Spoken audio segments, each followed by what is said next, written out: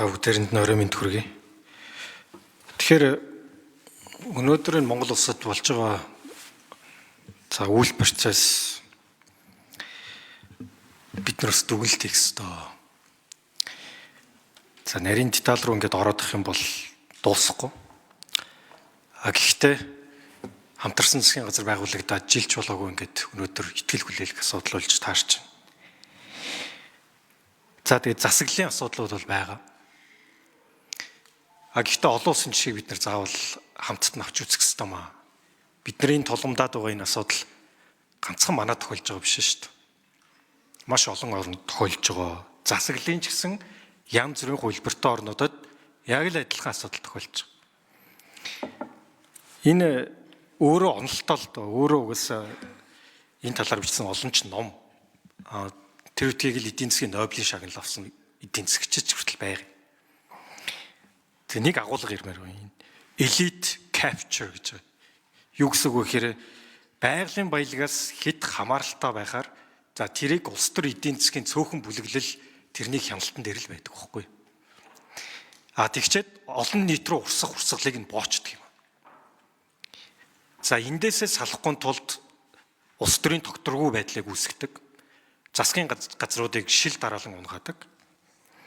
Өнөөдөр бид нэр ингэж хармаар байна.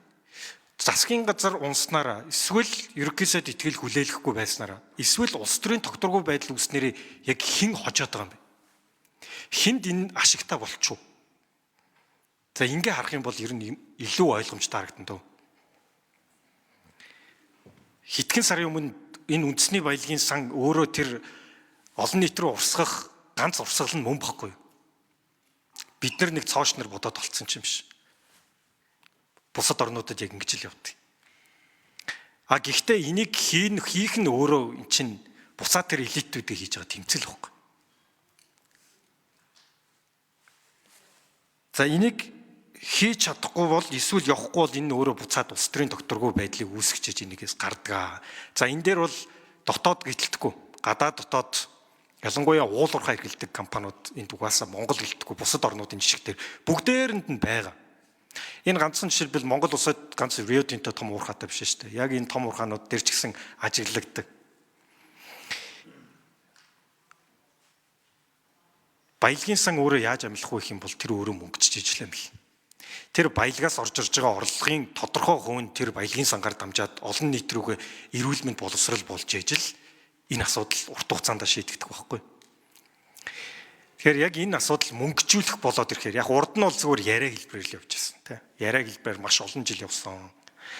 Яг мөнгөжих болоод хармаанд нь тулаад төрөвчөнд нь тулаад ирэхээр яг өнөөдрийн асуудал үүсэж байгаа.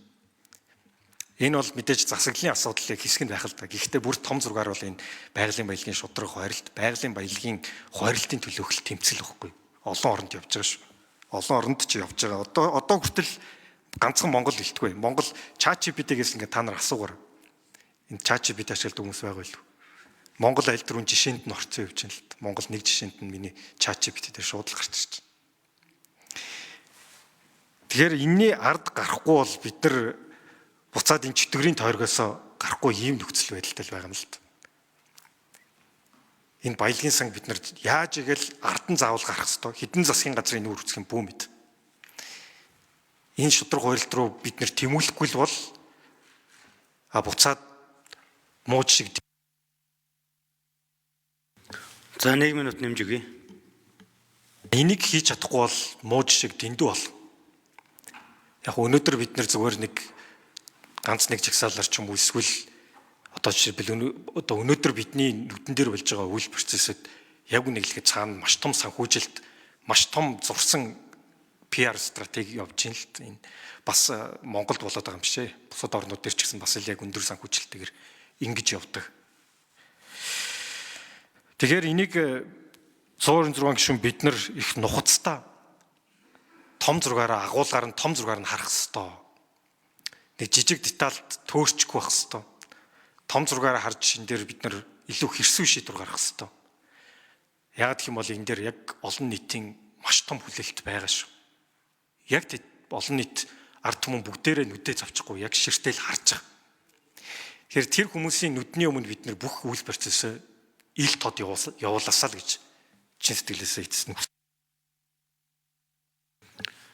За Дамбын Батлуур гүшүү.